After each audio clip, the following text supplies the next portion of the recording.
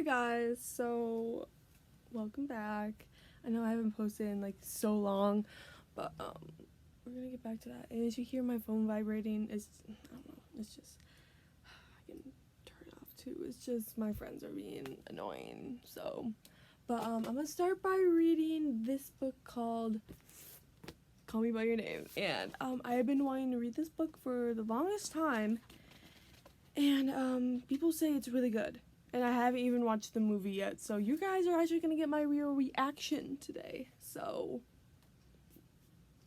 I'm excited about that. So, let's get started. Part 1, if not later, when? Okay, let's get started. Later, the word, the voice, the attitude. I've never heard anyone use later to say goodbye before. It sounded harsh, curt, and dismissive, spoken with the feel. I'm sorry if I cannot say any words correctly. Felt. You know, it's gonna be right there. So, do you feel, I don't know, indifference of people who may not care to see or hear from you again. It is the first thing I remember about him, and I can hear it still today. Later. I shut my eyes, say the word, and I'm back in Italy. So many years ago, walking down the tree-lined driveway, watching him step out of the cab. Billoway, shirt blue, wide open collar, sunglasses, straw hat, skin everywhere. Suddenly he's shaking my hand, handing me his backpack, removing his suitcase from the trunk of the cab, asking if my father's father is home. It might have started right there and then. The shirt, the rolled up sleeve, the rounded balls of his heels slipping in and out of his frayed espadrilles. Once again, if I don't know the word, it's gonna be right there. That's eager to test the hot gravel path that led to our house.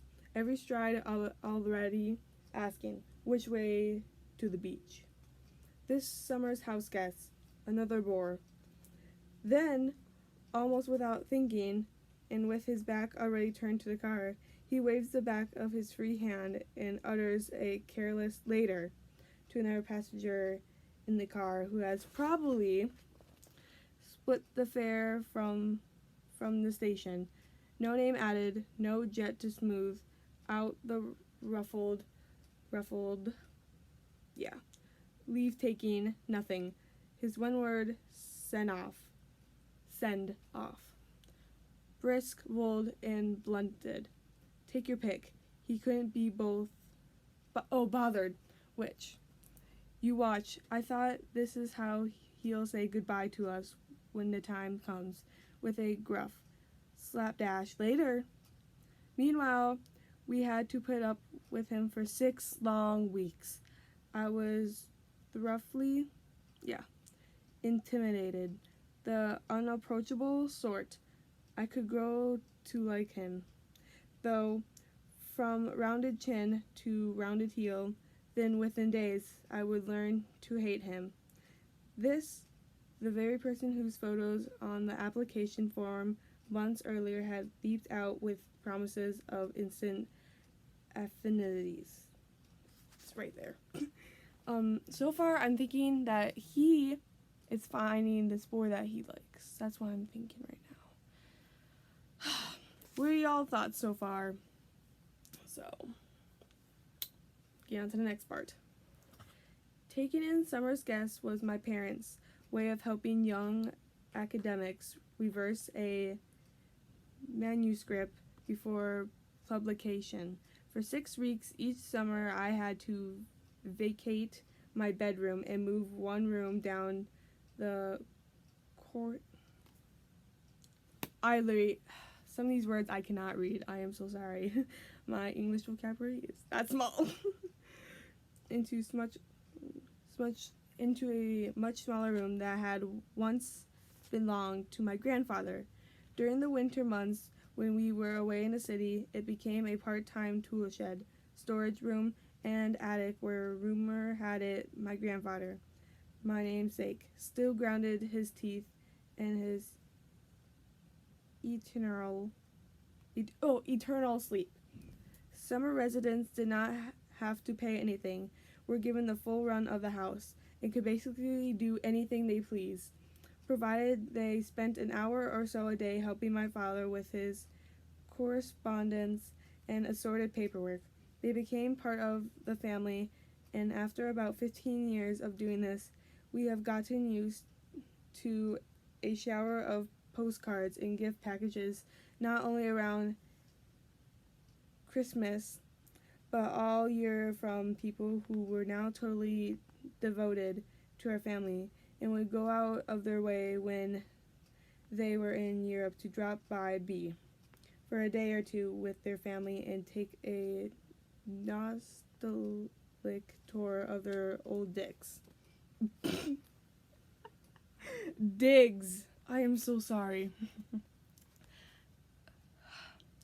At meals, there were frequently 2 or 3 other guests, sometimes neighbors or relatives, sometimes colleagues, lawyers, doctors, the rich and famous who dropped by to see my father on their way to their own summer houses. Sometimes we even opened our dining room to the occasional tourist couple who'd heard of the old villa and simply wanted to come by and take a peek, and were totally enchanted when asked to eat with us and tell us about themselves, while Mephalida, informed at the last minute, dished out her usual fare. My father, who was reserved and shy in private, loved nothing better than to have some precurious, I don't know, the words going right there, rising expert in a field, keep the conversation going in a few languages, while the hot summer sun, after a few glasses of Rostellio, I'm guessing it's like, I don't know, special like wine or something like that, I don't know, ushered in the unavoidable afternoon torpor.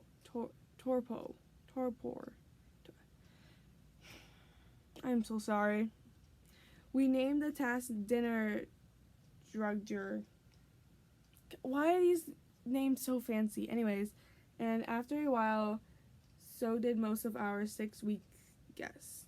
So it looks like they have like a house, like they have like random guests come in. I don't know. I am so sorry. I cannot pronounce half of the words right now. Ugh.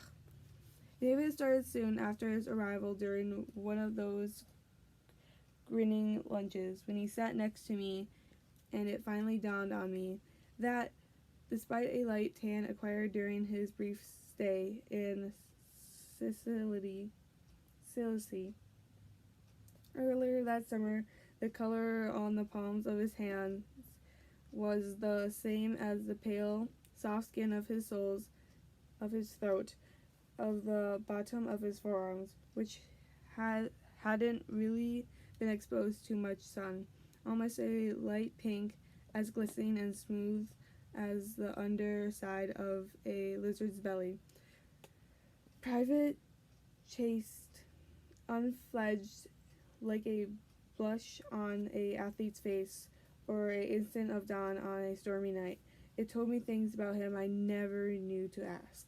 It may have started during those endless hours after lunch when everybody lounged about in bathing suits inside and outside the house, bodies sprawled everywhere, killing time before someone finally suggested we head down to the rocks for a swim. Relatives, cousins, neighbors, friends of friends, colleges, or just about anyone who cared to knock at our gate and asked if they could use our tennis court. Everyone was welcome to lounge and swim and eat. If they stayed long enough, use the guest house. So, I don't know if the character who's writing this right now is rich or ghost. I'm guessing he's rich. That's my guess. or I don't know, but I'm gonna keep reading for a little bit longer. Yeah, a little bit longer. Or perhaps it started on the beach, or at the tennis court, or during our first walk together on his very first day when I was asked to show him the house. Oh! He fell in love with that man. Oh, okay. Anyways. When I was asked to show him the house and its surrounding area, and one thing leading to the other managed to take him past the very old forged iron metal gate as far back as the endless empty lot in the hinterland toward the abandoned train tracks that used to connect B to N. B to N? Anyways. Is there an abandoned station house somewhere? He asked, looking through the trees under the scalding sun, probably trying to ask the right question of the owner's son. No, there was never a station house. The train simply stopped when you asked. He was curious about the train. The rails seemed so narrow. It was 2 wagon trains bearing the royal instige. I explained. Gypsies lived in it now. They've been living there ever since my mother used to summer here as a girl. The gypsies had hauled the 2 derailed cars farm inland. Did he want to see them? Later, maybe. Polite indifference as he spotted my misplaced zeal to play up to him, and was summarily pushing me away. But it stung me. Instead, he wanted to open an account in one of the banks in B, then pay a visit to his Italian translator, whom his Italian publisher had engaged for his book. I decided to take him there by bike. Damn, that's gonna be a long time, or I don't know how long it is, but still.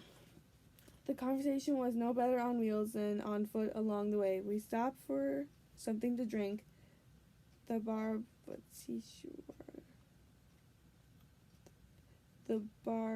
tabacurella.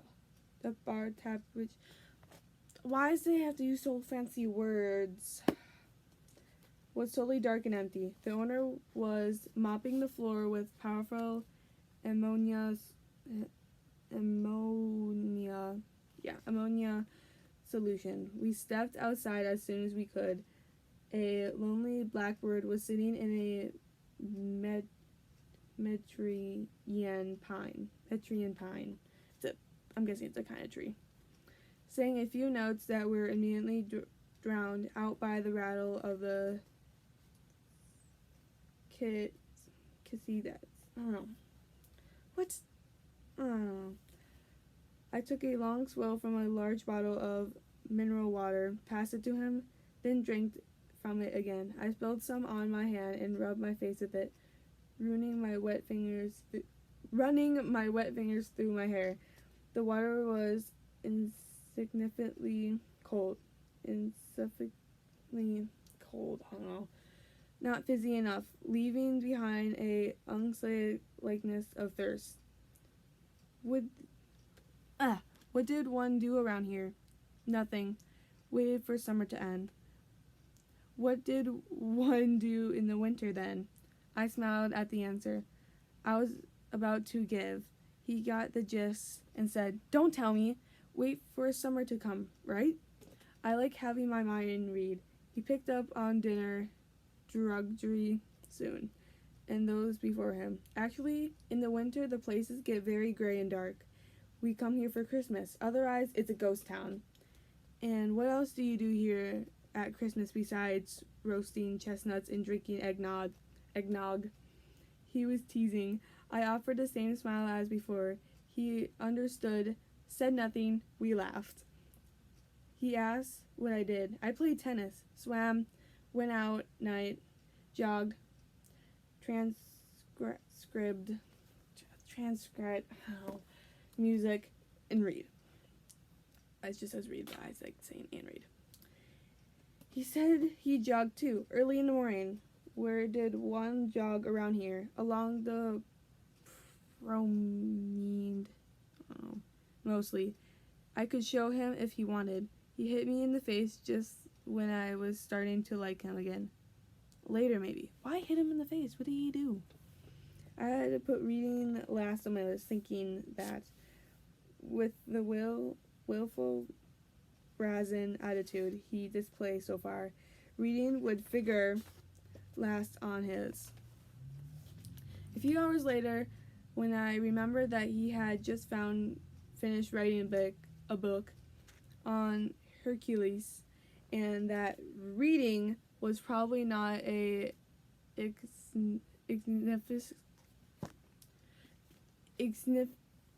I'm gonna kill myself. Magnificent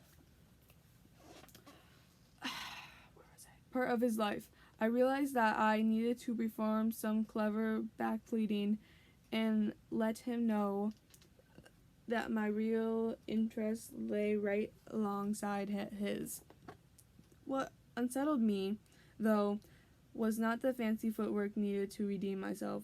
It was the unwelcome misgiving with which it's finally dawned on me, both during our casual conversations by the train tracks, that I had all along, without even admiring it, already been trying and failing to win him over. When I did offer, because all visitors loved the idea, to take him to San Giacomo, I'm guessing it's like a place right here, and walked up to the very top of the belfry we nicknamed To Die For, I should have known better than to stand there without a comeback. I thought I'd bring him around simply by talking him up there and letting him take in the view of town, the sea, internet. But no. Later. I'm guessing, so he really likes him. They both really he really likes him, but he doesn't know if he really likes him. That's what I'm getting at right now. So, I think I'm going to stop there. But I forget. So, we're going to start a little, so I do this a lot. I write down what I think so far is happening in the book. It's something I do because I have bad memory. So, what I think is happening in the book. So, I'm just going to put down their real names. So, Timothy fell in love with this man. So Timothy fell in love with a man, but doesn't know if that man loves him back. Oh, my phone's going crazy. So that's what I'm gonna put in the book. And then I usually mark with my pencil where I'm at. And there we go. What do you guys think of the book so far? What do you guys think of the book? I'm sorry that I cannot pronounce half of the words in that book. It's so descriptive that I can literally not pronounce half those words. But I provided the definition and the word, and how to say it too. So, hope you guys enjoyed this part 1 of Call Me By Your Name book series, and I'm excited to keep going. I'm gonna try to at least post, I don't know when I'm gonna post about this book, but I'm gonna try to at least post maybe next week or the end of this week. I don't know, but I'll see. But yeah, hope you guys enjoy and give it a like if you want me to keep going with that book. or comment down below if there's any other books you guys want me to read, or yeah, totally, I will read any book that you guys provide me with. So yeah, anyways, bye guys, have a good night, good day, good afternoon, I don't know, but like have a great day or night.